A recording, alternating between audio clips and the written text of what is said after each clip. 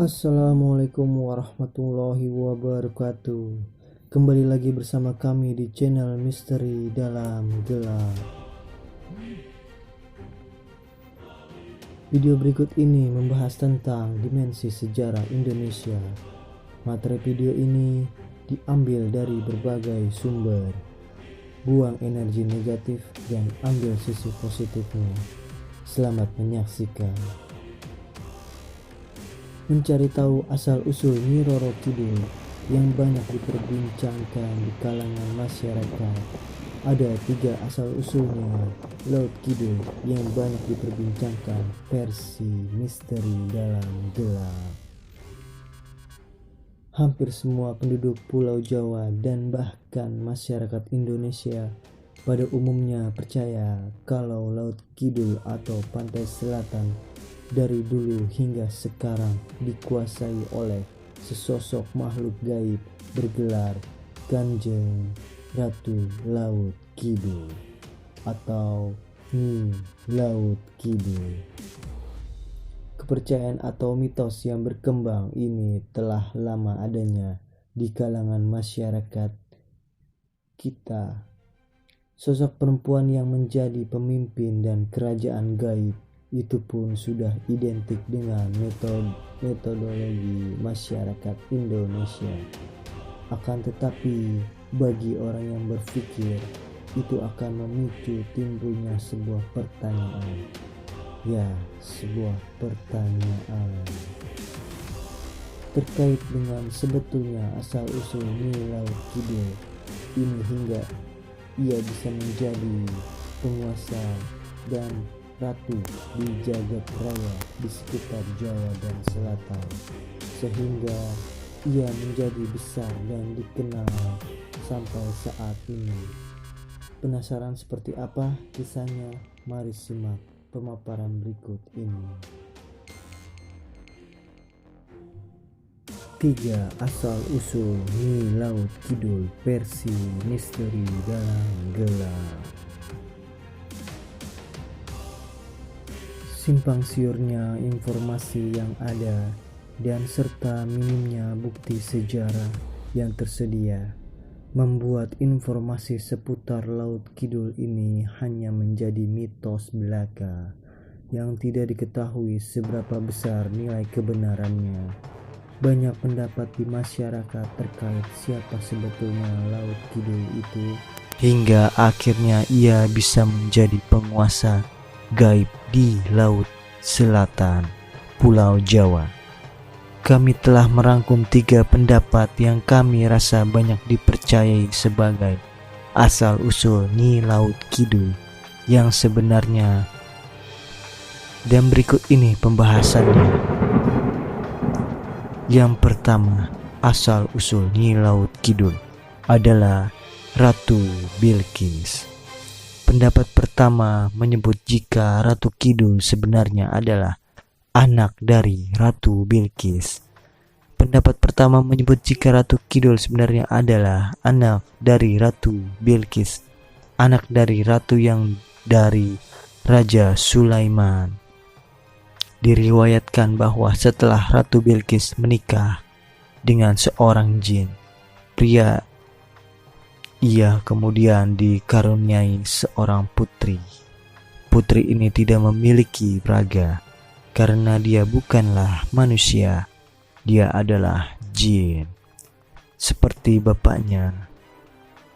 Karena merasa memiliki anak seorang jin, kemudian Ratu Bilqis membuang anaknya.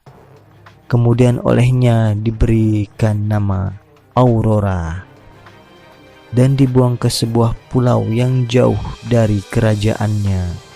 Pulau ini diketahui bernama Pulau Jawa.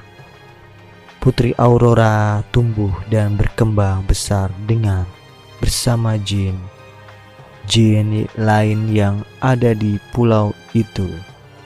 Darah biru yang mengalir di putri ini kemudian membuatnya menjadi seorang pemimpin di kerajaan jin di komunitas tersebut.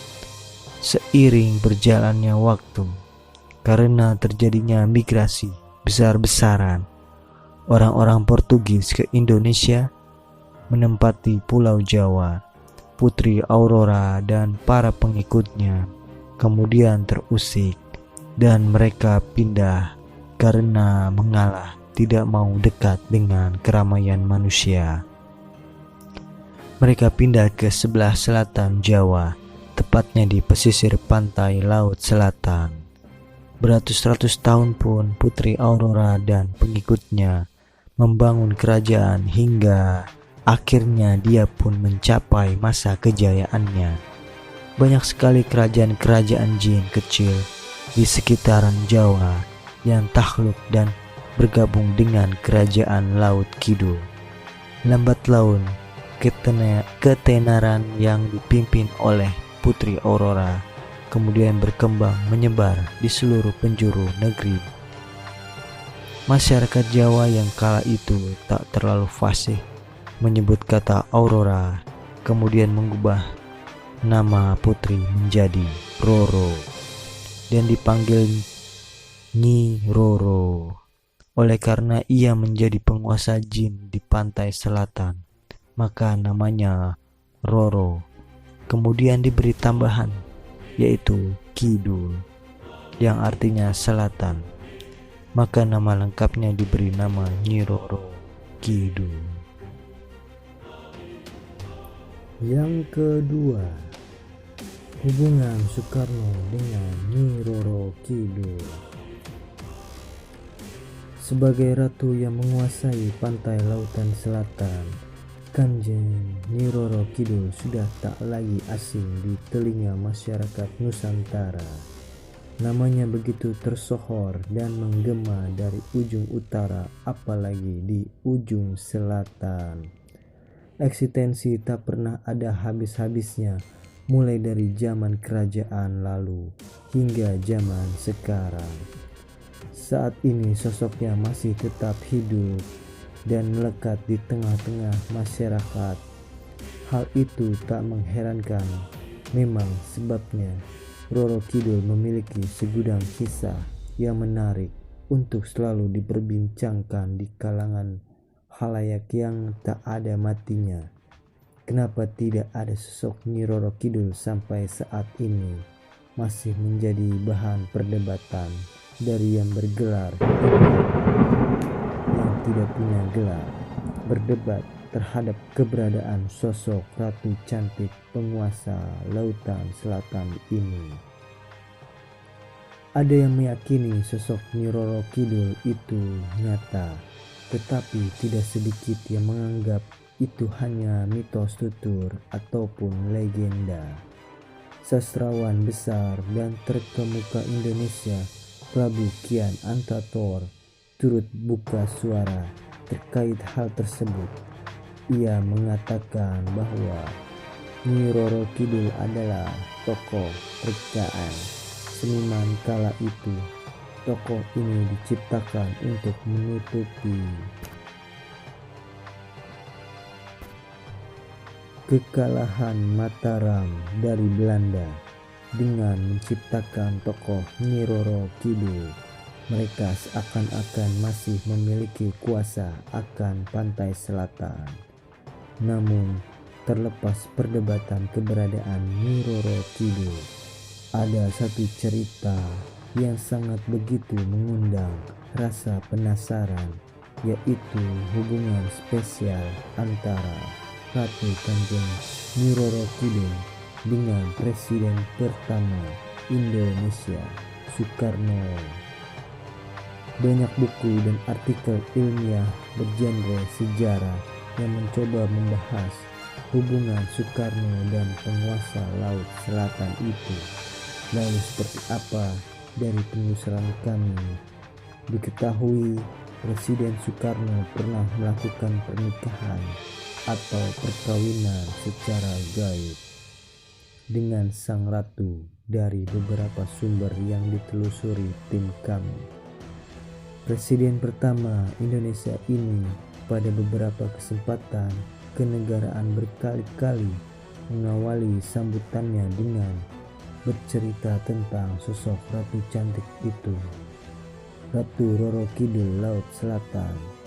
ratu dari samudra yang dulu bernama Samudra Hindia, tetapi kemudian kita rubah dengan nama Samudra Indonesia.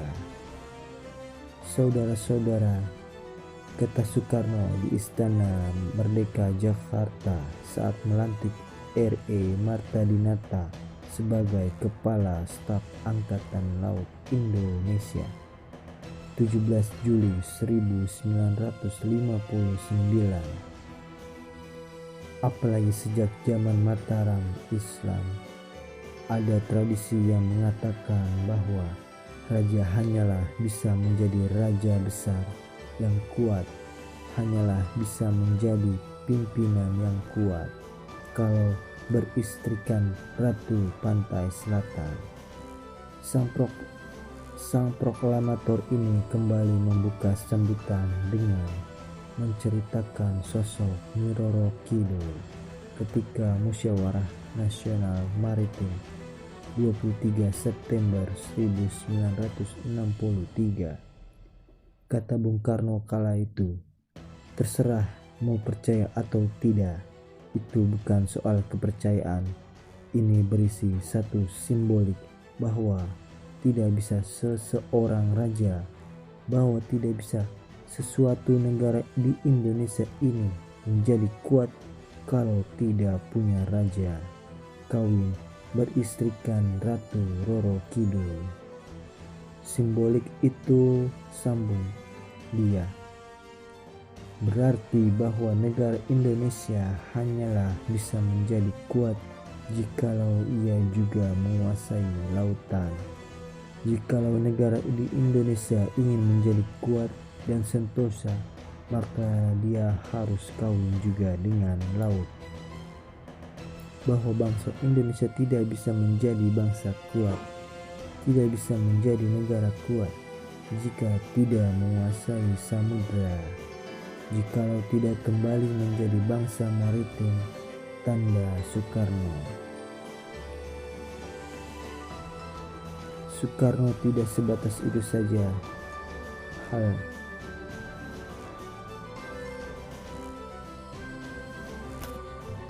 Pembicaraan Soekarno tidak sebatas itu saja. Hal tersebut diperkuat dengan cerita para penduduk yang tinggal di pantai Citepus, Pelabuhan Ratu, Sukabumi, Jawa Barat. Dari penuturan mereka, pada zaman dulu, Soekarno acap kali datang berkunjung ke kampung tersebut.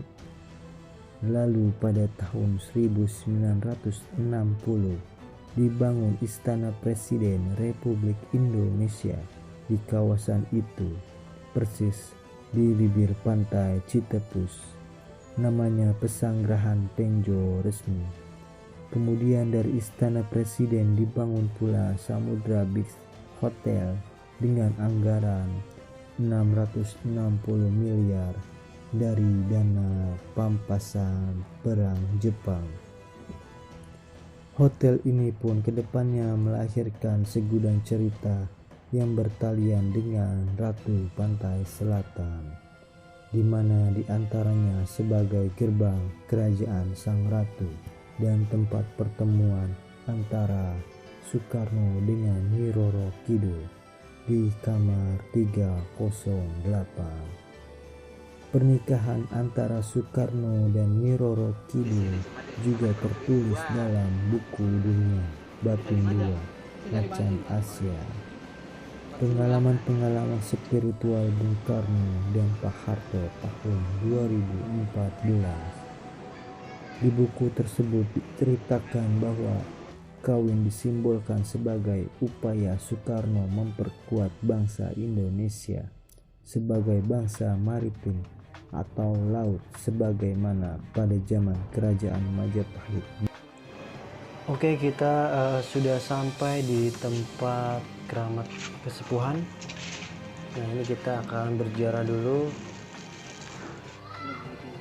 ke tempat para sesepuh. Dan kita lihat tadi ada petilasan Ibu Nyimas Ratu Roro Kidul.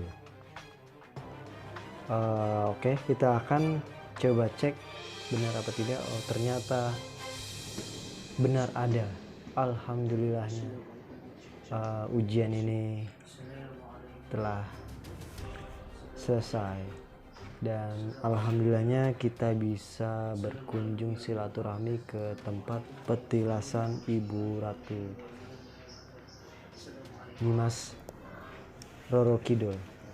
Tapi memang kita dan tim ingin menyebutnya Ibu Ratu Laut Kidul. Nah, kita berbincang-bincang dengan kuncen yang ada di sini, bertanya-tanya ini tempat petilasan siapa, dan di sini ada makam siapa saja para sesepuh di sini. Yuk kita bertanya-tanya abah atau kuncen yang ada di sini. Oke, kita saksikan. Jadi orang gitu, dia terus ayah di dia. Nah, ya Ibu Ratu sareng Ibu Mayang Sari, ramana Ibu Ratu teh yang Prabu Siliwangi, ya Ibu yang Prabu Siliwangi, terus Kian Santang, ajeng ka Ibu Ratu, Ibu Mayang Sari mah wakilna Ibu Ratu, lamun di presiden mah Ma'ruf Amin lah gitu kira-kira nya. Iya, tentang silsilah kumaha makanya ya. Cerita tentang sejarah makam di sini. Bukan makam ini mah. Iya mah makam, bukan makam, ieu mah makom, patilasan. Kalau makam mah ada wujudnya. Iya mah teh wujudna karena hanya patilasan tempat niis lah kungkurna Istirahat. Iya mah tanda gitu ciri. Emang orang Ibu Ratu teh bisa anu ka ayeuna teh masih kena ayah malah Keliling kan dikuasakan ke Ibu Ratu Laut Selatan teh Ibu Ratu anu megang malah ya deh modern di Indonesia mah mungkin bisa dunia lah gitu ya. Itu tempona rame Ibu Ratu ayana di Mekah ya gitu. beda ngaran doang. Beda ngaran jeung beda rupa gitu. Beda wujud. kalau yang makam yang sampingnya beda lagi. Makom ya. Makam eta mah yang remang saja mangalaeng lena ku sembayang jarak mata mahkota. Eta makamna Syasanari eta makamna di payun di luar. Emang tadi orang nyari petilasan Ibu Ratu. Kan iya. Tadi nyasar. Makamnya tak ayah. Salah, makam mah aya mah nuduhkeun. Malah ya. Makomna Ibu Ratu di mana? Oke, itu tadi adalah pembahasan singkat tentang sejarah Ibu Ratu Laut Kidul dengan Pak Samsudin selaku kuncen yang ada di Pantai Karanglau atau makam keramat Pantai Karanglau. Nah, dia menjelaskan bahwa Ibu Ratu adalah anak dari Prabu Siliwangi. Yang kedua, yang pertama adalah anaknya yaitu Kian Santang. Lalu yang kedua yaitu Ibu Ratu. Kalau dulu bernama Siti Badariah. Nah, terus Bapak Kuncen menjelaskan bahwa Ibu Ratu itu belum meninggal. Dia masih ada di sekitar sini atau di seluruh Indonesia, seluruh dunia. Dia kalau dibilang moksa atau menghilang. Lalu nah di sini tempat petilasan Ibu Ratu atau tempat beristirahatnya sewaktu dulu dia di perjalanan mengembara.